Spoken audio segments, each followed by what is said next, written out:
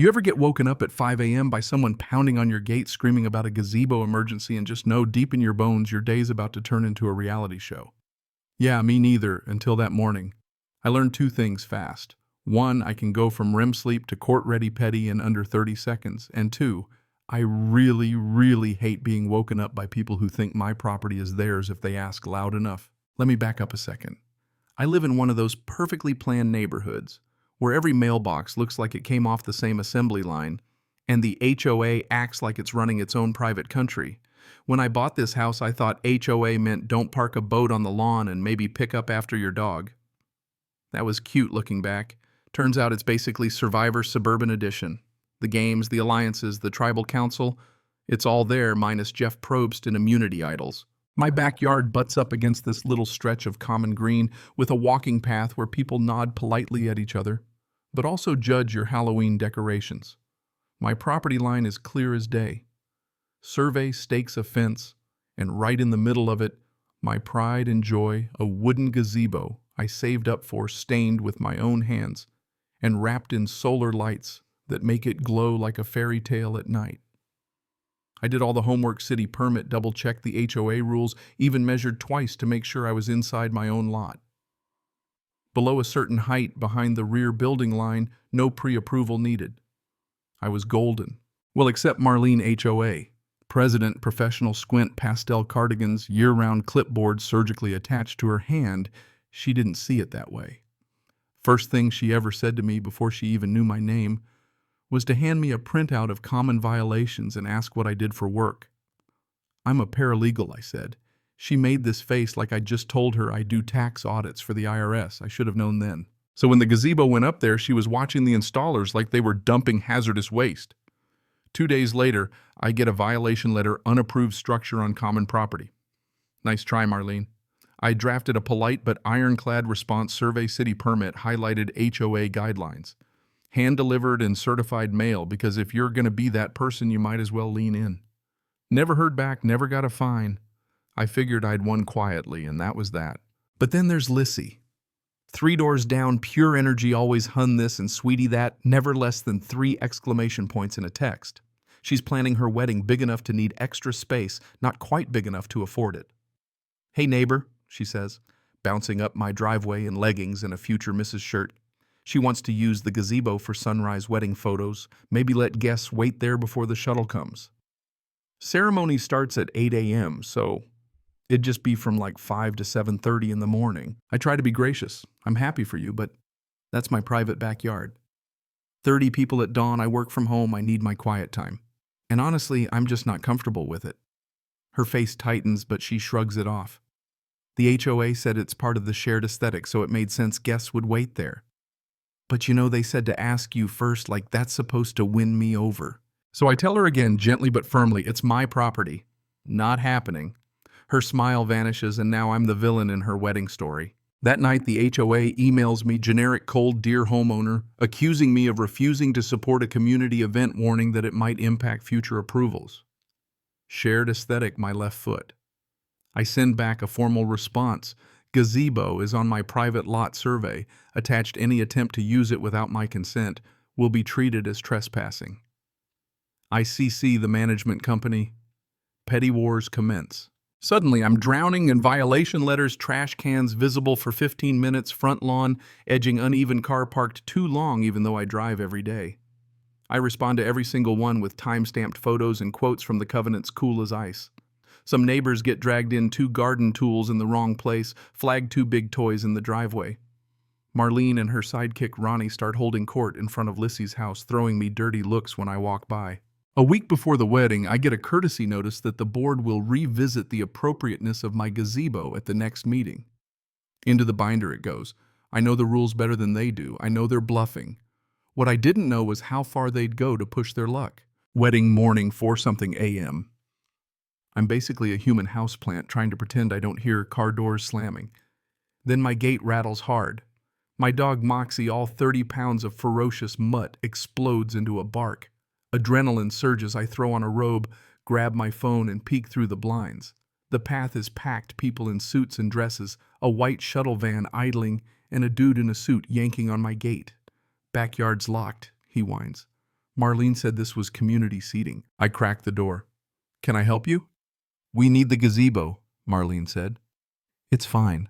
No, it's my backyard. Please step away from my gate. Cue laughter, eye rolls, exasperated sighs. Lissy's voice somewhere panicked. Is she opening up? The guy tries appealing to my humanity. Don't make this harder than it needs to be. Sorry, buddy, not my circus. Then Marlene herself shows up, marching down the path in a quilted coat clipboard at the ready. Open the gate, she orders, like she's Moses, and I'm the Red Sea. No, I reply, voice flat. You're being unreasonable, she huffs, and you're trespassing, I shoot back. You keep saying shared aesthetic like it's a legal term.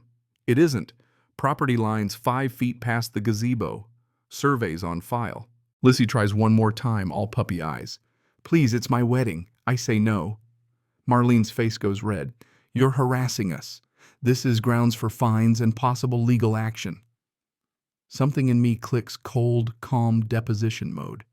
Try it. And if anyone climbs that fence or forces entry, I will call the police and report trespass. I close the door lock. It stand there shaking with adrenaline. Outside voices get louder. The gate rattles again and then, yep, you guessed it. Marlene announces she's calling the police. I roll my eyes, make coffee, and prepare my documents. When the sirens roll up, I just about lose it. 2 patrol cars, lights, flashing, neighbors gawking out their windows. Cops walk up, tired but professional. We got a call about a disturbance about you refusing access to a community structure. Deep breath. I walk them through the whole mess, show the survey city permit emails, every I dotted and T crossed. The older cop nods. You're a paralegal, right? Yep, thought so. They ask about trespassing. I confirm 30-plus strangers at 5 a.m. is not in the cards. They escort me to the gate. Marlene launches into her speech. This homeowner is refusing to allow use of a community structure. The officer holds up a hand. We've reviewed the survey and permit this gazebo is on her lot. It's private property. You called 911 over a property dispute. That's not what emergency services are for. Marlene tries to argue, but it's a community event. She's being uncooperative. The younger cop deadpans, calling 911 because someone said they'd call the police on you is not how this works, ma'am. Lissy's mortified guests are shuffling their feet. Someone mutters, this is messed up, but everyone starts backing away from my fence. The cops warn the crowd if anyone tries to climb or force entry, it's trespassing and they'll support charges. As the patrol cars idle, the neighborhood show packs up guests to the clubhouse or their cars. Marlene glaring daggers, Lissy looking heartbroken. I go inside, collapse at my kitchen table. Moxie hops into my lap and I just sit there running through what the hell just happened. They called 911 because I wouldn't hand over my gazebo for a wedding. You can't make this stuff up. But if you think it ended there, nah, Marlene doesn't do backing down. The wedding went on and I stayed out of sight, but that morning kicked off something bigger. First, I wrote everything down, times, names, details. Saved all the camera footage, doorbell, and backyard. Then I drove down to the police station, politely requested the incident report, and 911 audio, filed a complaint for misuse of emergency services. Officer Ramos at the desk just blinked at me. You're kidding, right? Nope, not even a little. Next step, the HOA. Our state's got pretty solid laws. Boards have to be transparent with records, budgets, minutes, all that jazz. I sent a formal request for the last 3 years' worth budgets, minutes, payments, violation logs, and anything about 911 calls. Certified mail, naturally. And as the days ticked by, the neighborhood grapevine lit up. People talk, especially when they get woken up at dawn by flashing lights. That's when Connie, retired teacher across the street, shows up. You really rattled Marlene's cage. She grins. Turns out Marlene's been running the place like her own kingdom for years, calling cops on the Gonzalez kids for loitering, aka playing tag with glow sticks, writing up bogus fines, towing cars without warning. Connie's got it all, dates, names, everything in a battered spiral notebook. She hands it over like she's been waiting for someone to ask. Aaron joins us. Works nights, got violation letters for blackout curtains, which came with the house and porch light too bright. We start connecting dots. Anyone who pushes back gets buried in citations, while Marlene's friends do whatever they want. I tell them about my records request. When it comes in, I'll need help.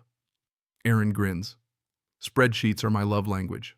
That's plot twist 1, the neighborhood waking up. Plot twist 2 shows up with banana bread. Lissy, face still raw from wedding stress, asks to talk. I'm sorry, she blurts out for everything. I didn't know Marlene was going to call 911. She's embarrassed, regretful, tells me Marlene promised to handle it. Insisted the gazebo was community property, even wrote it in emails. I ask for those emails, Lissy forwards the whole thread. They're damning. Marlene knew she was bluffing, knew it was my property, and tried to strong-arm me anyway. When the HOA's records finally show up, 3 boxes worth, it's like striking oil. Double-paid landscaping contracts to a board member's cousin. Reimbursements for community improvement with 0 receipts.